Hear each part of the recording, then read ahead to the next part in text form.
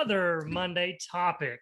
We are here with a special guest on a very special subject on how to say no so we can say yes to the right things. Amen But to with that. us today, we're so excited. Tanya Choi is here with us to share. She is an Instagram influencer. She runs cornbread and kimchi, Yes. and she has just got so much wisdom in this area. So welcome to Enjoying Your Blended Family, Tanya. How are you doing today? Oh, thank you guys, and thank you for having me. I'm so excited to be here to be talking about all this fun stuff for blended families. Yeah, it's like I love to talk about blended family stuff. So Well, Yeah. and you really do. You have so much wisdom in blended families because your path has followed along kind of very similar of our path. So we're going to dive into that. We're going to start digging deep into some of that and some of these questions that we have. Just man, because I know the listeners are going to just totally be blessed by this. But we like start now just with the hardest question of all. Okay. What is your Okay. family dynamics? Well, what does your In family a look blended like? family, that is a hard question. oh my goodness. Well, we have four adult sons, and so we have five children total. So four adult sons. The youngest is 20 now, and the oldest is 26. They were much younger when we got married, so they were like little kids. We've been married for 15 years now. And so after we'd been married about 11 years, we got really brave, I guess. And we're like, yeah, we've got these boys practically raised, and we want to try to have a kid together and see how that go, and like try to share it. We've always wanted that, but it was just never felt like the timing was right. And we almost, I feel like we came very close to waiting too late, really. Because I was like, we were younger parents, like in our 20s, we had our kids, the boys. And so I was 42 when our daughter was born. And then my husband, he's 9 years older than me. So it's been an experience. So yeah, we have a toddler, 3.5-year-old daughter, and then all of our boys are out of the house.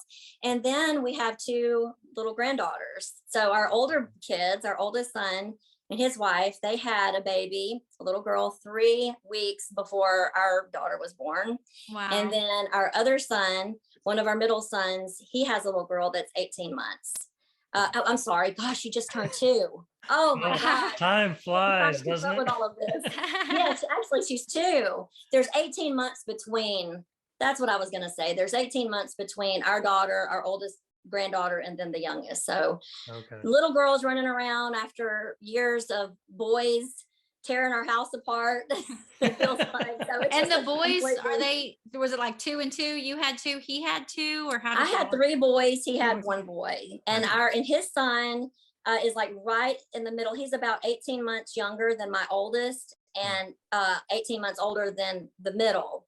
And then so yeah, he was right in the middle of my 2 older boys. And so they they were, oh gosh, I'm trying to remember exactly how old they were when we got married. I know our youngest was like 5. He had just turned 5 when we got married.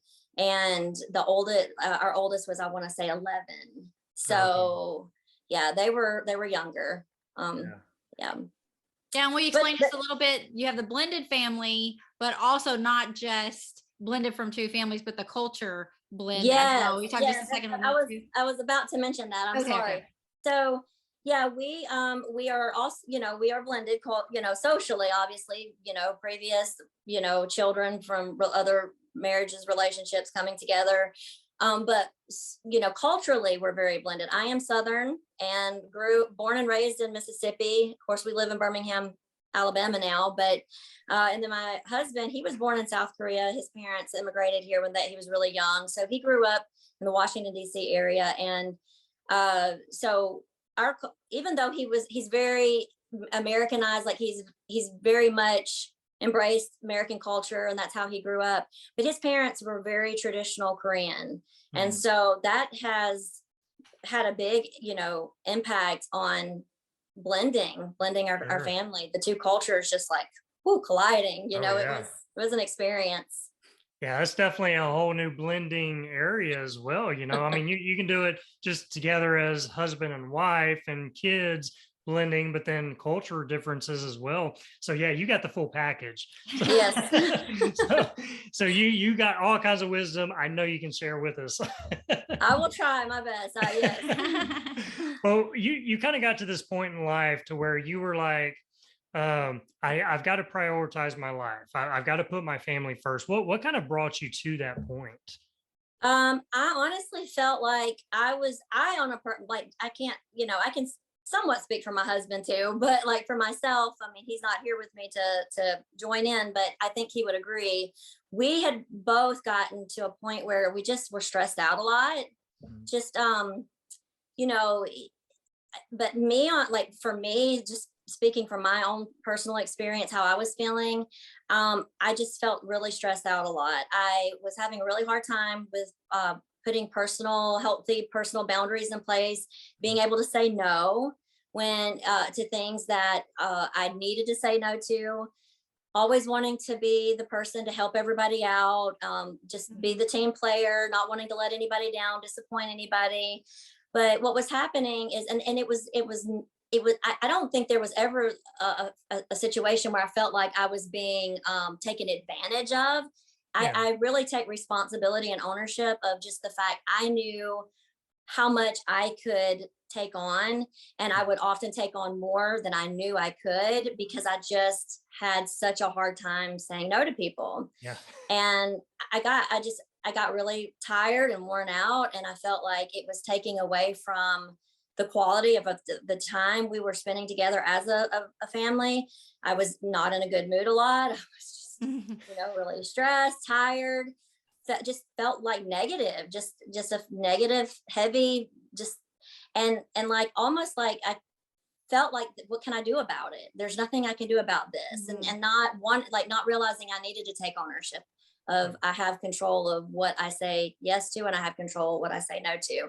So I got to the point where I was just really worn out and tired, and it was impacting how I was interacting with my husband and my kids, and it was affecting just the atmosphere in our home, and I just didn't like it.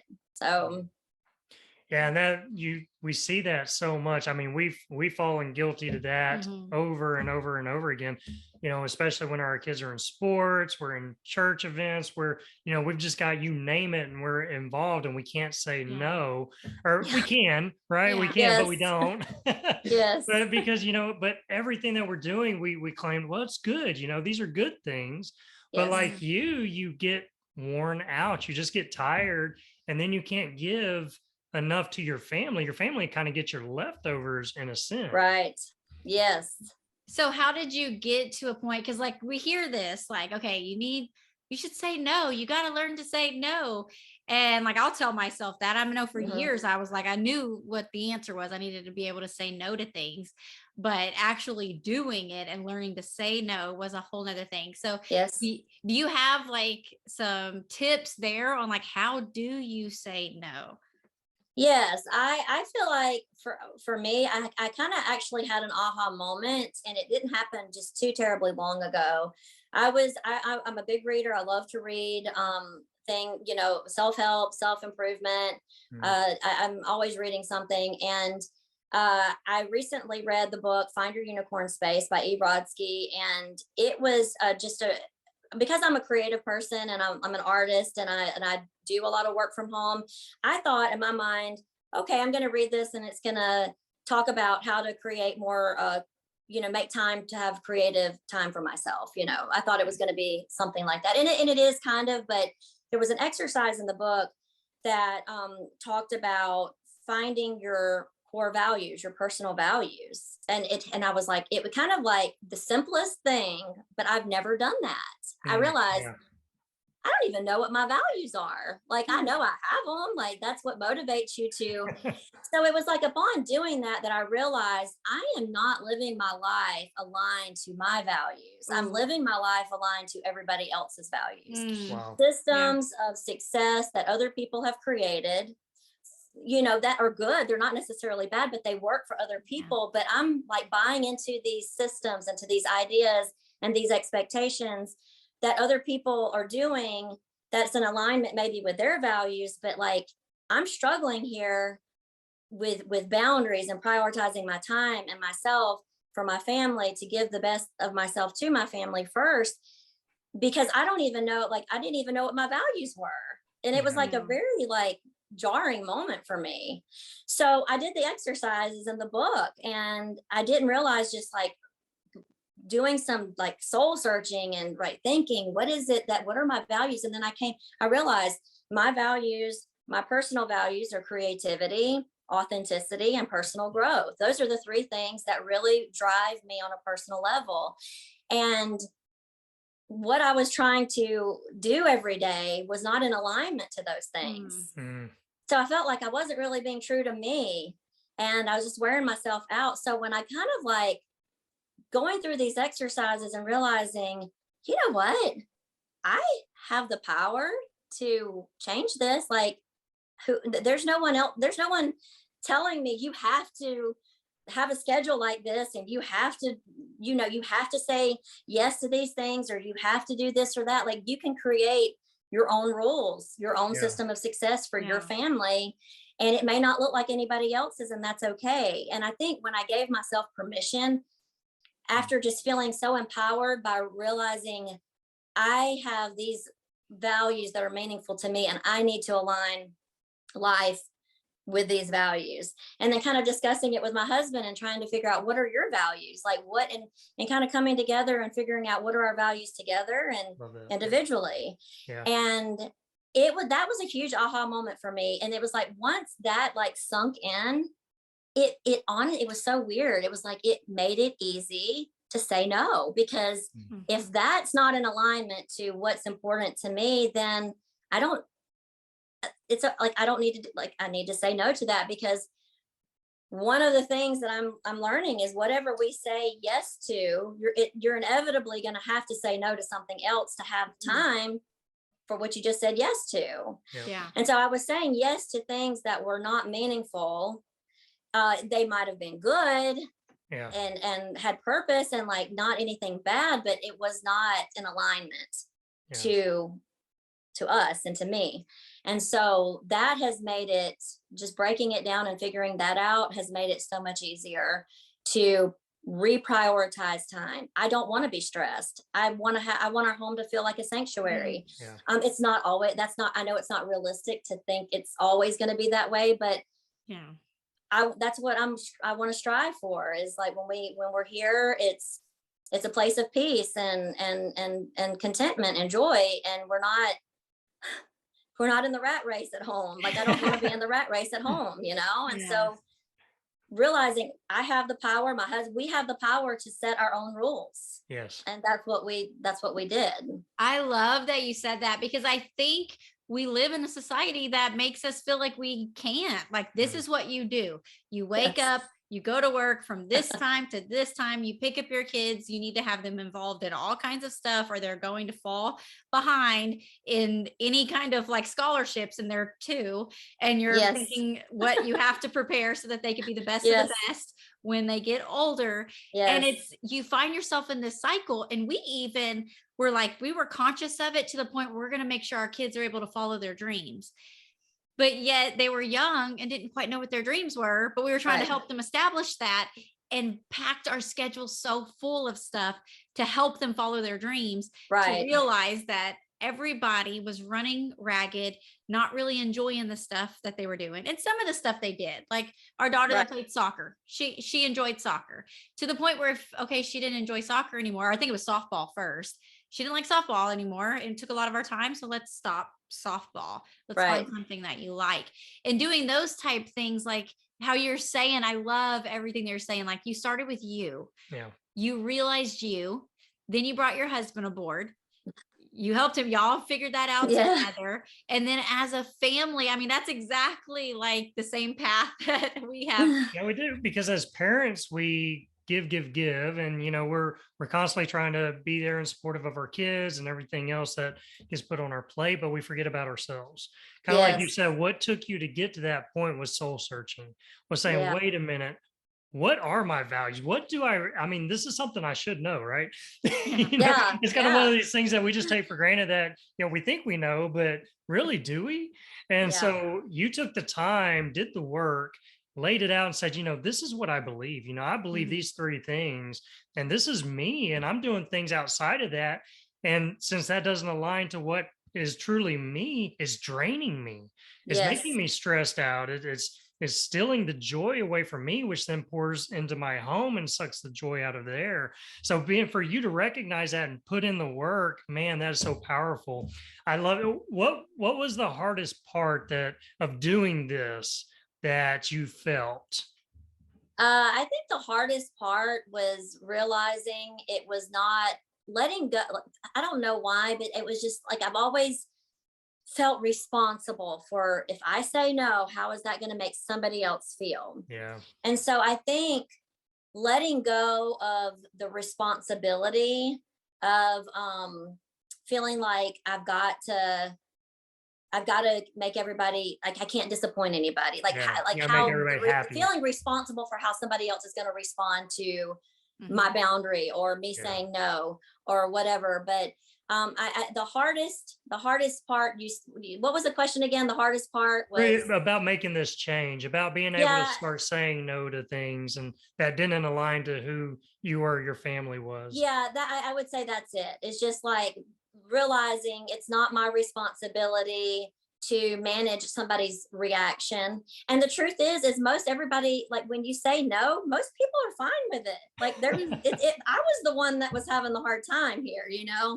And Yeah. so realizing, you know, okay, I don't have to make an excuse. I can just be honest and say this is not working for me, because I would have a tendency, because I didn't want to disappoint anybody, like to try to find out an excuse. And then I felt like I'm not being honest. And it was just like, it would just stress me out.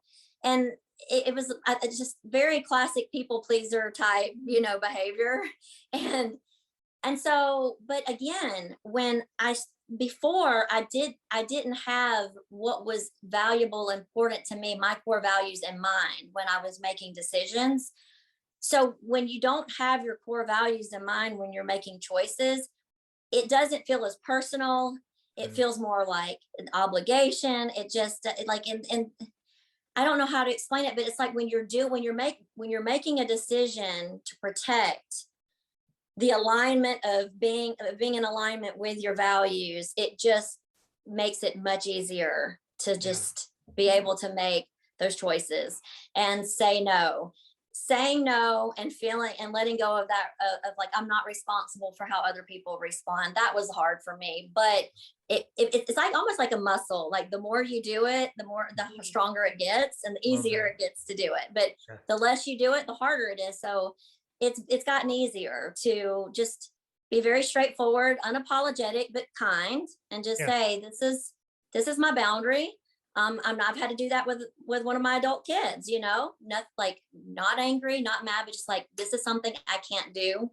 I'm sorry, and he totally understood. And I was like awake the night before, worried to death he was going to think mom doesn't love me anymore, and like that's not true. So I have felt just a sense of relief and like being able to step deeper into my more authentic self, because authenticity is important to me.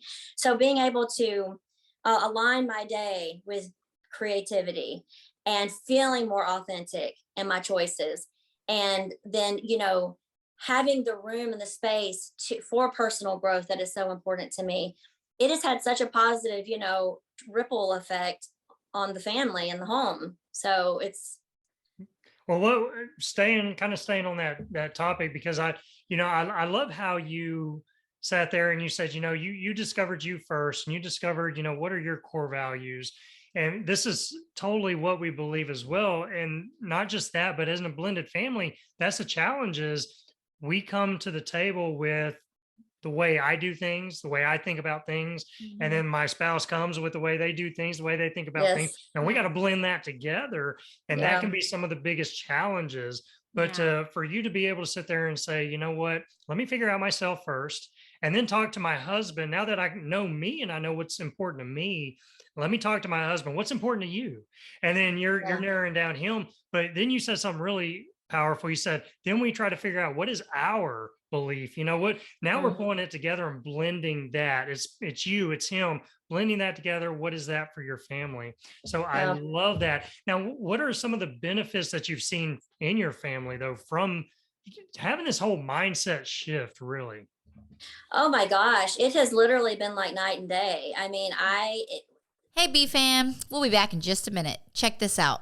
So, Scarlett, what's your favorite thing about summer?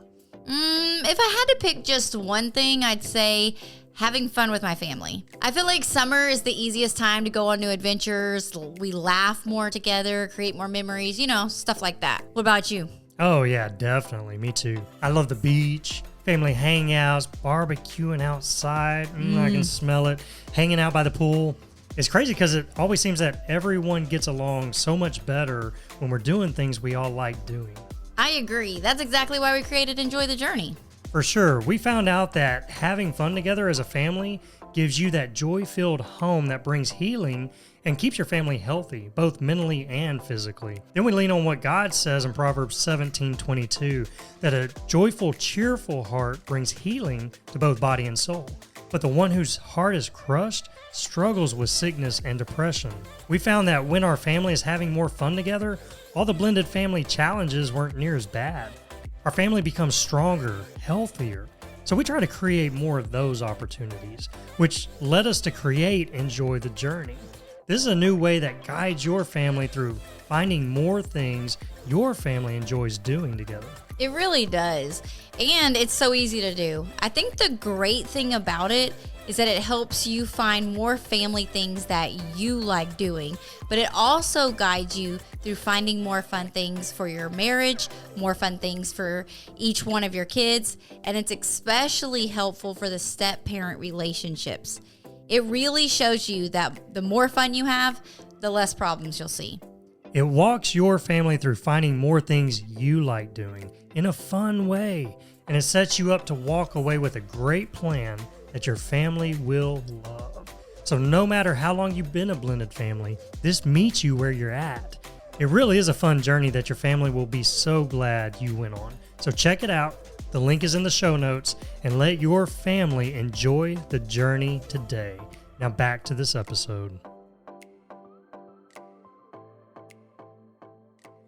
and nothing is magical. I don't want it to sound like, oh, I figured out my values and decided to start aligning each day with my values, and all of a sudden life is perfect. That's, I mean, obviously that it's a process. I do think it's a process, but I feel like being intentional every single day has been very helpful. But we have all noticed less stress. Um, just not feeling stressed when we don't want to do something. Like Yeah. if we just don't want to, as a family, we're like, you know what, this just for whatever reason, it's just not working for us right now. So and then the excitement of figuring out, well, what does work for us? What do we want to do? Like Yeah. how are we going to spend our time where it's the most meaningful to us? Because that's what's important, to feed our family and to make sure that we're um, what we need to be and where we need to be. And so I've seen like because of my stress levels being lower and not being and just less chaotic, uh, a lot of days have been slower paced. I've enjoyed gardening more. I've enjoyed when the boys do come over. I'm not as like just I don't know how to explain it. Like it's just been less stress. I mean, Yeah. I think that's the biggest positive benefit is just less stress, less contention between my husband and I, because I don't know if it's how this is how it is in your house, but like my husband jokes around and says, if mama ain't happy, ain't nobody happy. Oh, and yeah. and it's like I feel like, the more peace I have discovered and the more contentment I have felt, it has just bled over into just the atmosphere of the home. And not patting myself on the back at all, because Lord knows there's been plenty of times where I did not contribute to a peaceful home. Like I was not in that place where I would have liked to have been. But it has been a huge blessing and a huge just I just feel like we enjoy our time together. Yeah. It's just made home life overall feel more like that sanctuary that's important. I just love trying to strive to make our home feel like our safe space in this world, because Yeah. I think we all need that, as a family. And I love that you say that, because I'm sure the mom you were before was trying to do the best that you could do to make that home and that house and that family. You were running yourself ragged Yes. trying to do that. And yet you're doing that same thing, but it looks different now. You're doing it with so much more intention on what you and your family has interest in and what you Yes. want to do. And so it feels different because everybody's like more lighter and free, right? Like Yes. just to be happy and Yes. enjoy. It's not like a pressure of a show or what society says this is what it should look like. You just are able to be you and be okay with that. And Yes. man, I Yes. love it. Like you're saying you don't know how to explain it, but like I know exactly Yes. what you're saying. Like I can feel it from you. Well, But good. just you saying that, it's not perfect, and I love that you're just honest with that, because it's not, right. I mean, it takes No. work. Some days you're going to get it right, some days you're not. But I love how you said that that's what you're aiming for, that's now the goal, that's the target. And I love Zig Ziglar. He's got a saying that says, if you aim for nothing, you'll hit it every time. Mhm. And that you made that the target. You're like, we're going to aim to do more things that we enjoy doing, that line up to who we are, who I am, who we are as a family. And from that, it has brought your house more peace, Yes. more joy. Yes. You're doing more things that you love doing. So I Yes. love that. That is so good. So let me ask you this. We had talked to you a little earlier about your Instagram, and it is cornbread and kimchi. Could, Yes. could you explain that for us a little bit? Yes.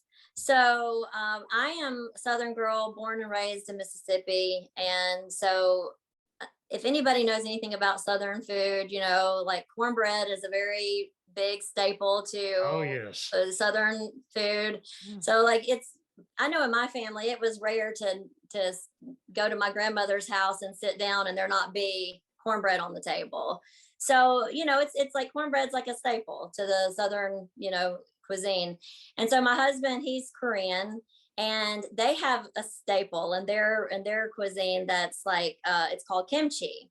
And they serve it with literally almost every meal. It's a side dish, and they just eat it with everything, a lot like we do with cornbread. So when we first got married and our kids were younger, one of the things that we tried to do every night was we would try to have dinner together. As the boys got older, it was really tough at times Yeah. because just sports and all the different activities. But we really tried to prioritize having dinner sitting around the table together. And when we would do that, it was like I feel like that is kind of like where the blending actually happened, like where we problem solved. We worked through issues between siblings, issues between siblings. We would work through bullies at school, or just like funny stories, or just whatever, like getting to know each other, eating each other's cuisine, and like one time we had kimchi on the table and cornbread, and I was thinking cornbread and kimchi, that has a ring. It just, I don't know, I thought it just had a ring to it, very representative of just two totally different flavors, two totally different cultures, just like being enjoyed together. Yeah. With the same meal. And it's just like into it, and I just thought it just reminded me of like us sitting on the table at night for dinners, eating with our kids, working through a lot of the problems and a lot of the challenges that come with the blending of family, and doing it around the different cuisines. It was, I don't know. Love that. Yeah. Yeah. Such a beautiful story, and what an image of blending. Yeah. It really does. Whenever you're doing something together, when even over food, at how much just whenever you're sitting around talking and sharing, and that really does, that just really helps create those bonds, and Yes. brings you closer together. And it gives a visual, like what you're saying, and I'm picturing the food. Like in most of our families, it may not be such a drastic Mhm. difference like that, Right. but just all the different personalities coming together and what that looks like and mixing, Yeah. it gives like a visual Yeah. to Yeah. what that looks like in real life in blended families. So I love that. Yeah. What I think is funny is even now, like our boys, like, they are super Southern, like my husband's son, he is half Korean, half white, just like our daughter. But the boys that I brought into the family, they are like super Southern from Mississippi, and it's like, one of our sons is back. He moved back to Mississippi when he got older, and because my whole family's there, and and then on his dad's side, they're all there, and so, but it's so funny because he loves Korean food, he loves kimchi, and he loves like the Korean culture, and it's like he sometimes, like, he's had people say, "How did you know about the Korean culture?" And he's like, "Actually, my stepdad is Korean," and so it's just really interesting. I feel like it has made our kids, like all the way around, more inclusive, more aware of different cultures, and just I really feel like it's enriched their lives. Honestly, it's helped I to love teach that. them to love in a way that's different than, like, it's easy to love people that are like you and you can relate to, but when you learn to love somebody that is so different, Yeah. that has been the beauty that I have found within our blended family, and I've been very grateful for it. Like, thinking about all the challenges we went through, it was worth every bit of it, because now we have these 4 adult men, children, boys, whatever, and just to see how they love each other and respect each other as men, as adults, where they can make their own choices, it just makes me really proud. Yeah. I love that. It really is. Whenever you look back, and we're kind of in that same boat. When you look back at all the work and effort that you put into it, and just creating that blending process, there are things we did right, and there are things we really did wrong. Oh, But through it same. all, but through it all, you're looking back now, going, "This is beautiful." Almost like bringing a tear to your eye. Beautiful, Yeah. right? Yeah. And it's like, Yeah. man, it was worth it. So. Yes. Love you. Thank you for sharing that. I just Yeah. we had kind of heard that story and wanted our listeners to hear that, because that's such a Yeah. beautiful blended family representation. So before we wrap up, I want to ask one last question. So if there's a listener right now who's hearing you and is like, "Man, that's my life, is I can't say no. I'm having such a tough time in this area. I'm picking up everything that you're dropping, but what's one piece of advice you could give them to help them on their journey?"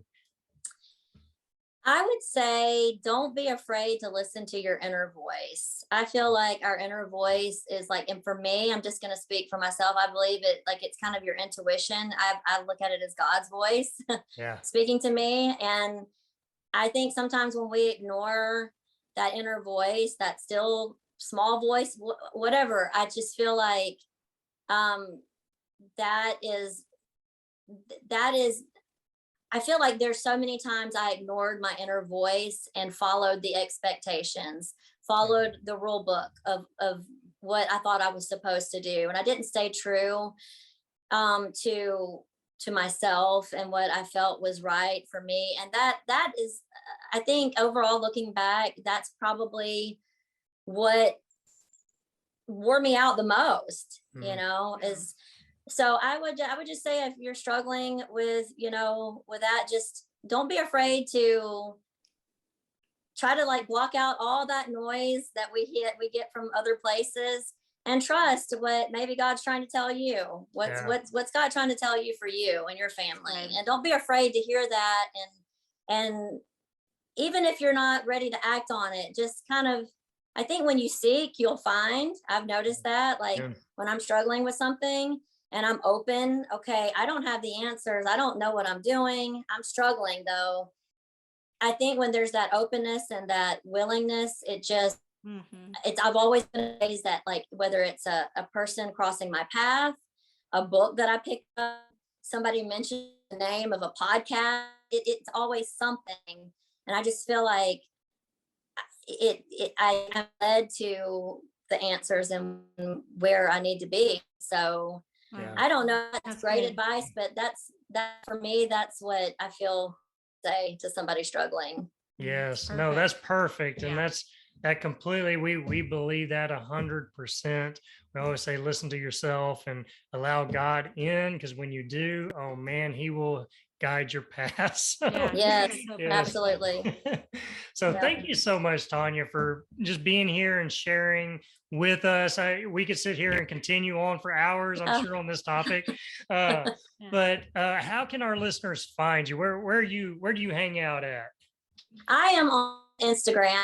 I know, like I would love I would love to have YouTube and TikTok and all that stuff, but right now I'm so busy. It's just so hard. But like Instagram, I feel like it's kind of like my little mini blog. You know, I post a good bit there. I do have a website for my art stuff, and it's expanding right now. I'm in the making, like in the middle of that. But even if you were to come to my Instagram, when my website's ready, a link would be there. But Okay. for right now, it's cornbread, KORNBREAD, and then an N, and then kimchi, KIMCHI, cornbread and kimchi on Instagram. Awesome.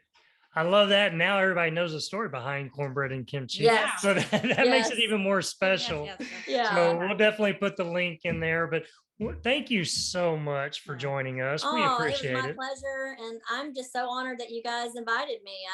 I've enjoyed this so much. Yeah, Yes, so us we've too. enjoyed having you, and such a Yeah. great topic.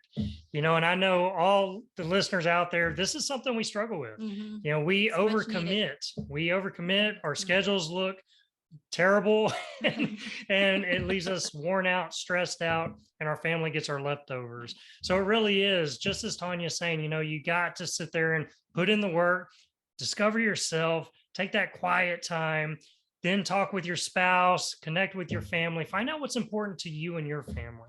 And then whatever doesn't line up to that, be okay with saying no, and know that you're not going to let everyone down. Be nice, be courteous. The more you do it, the easier it gets. I love how you said that. Yes. You put in the reps, and it gets easier and easier the more you do it. Yes, So it no, does. so good. Thank you so much, listeners, for being here. And remember, it's okay to say no sometimes. Okay, say yes to what's important. So listen, we love you, and we will see you on the next episode. Bye guys. Thanks for joining us today. We hope this episode has been a blessing and encouraged your family journey. Make sure you stay connected with us and join our weekly Blended Family newsletter. We send an email out every Friday morning full of support and encouragement. When you join, we also want to give you a free gift, so go get yours today. The link is in the show notes below. Have an amazing day, and remember to enjoy the journey with your blended family, and we'll see you on the next episode.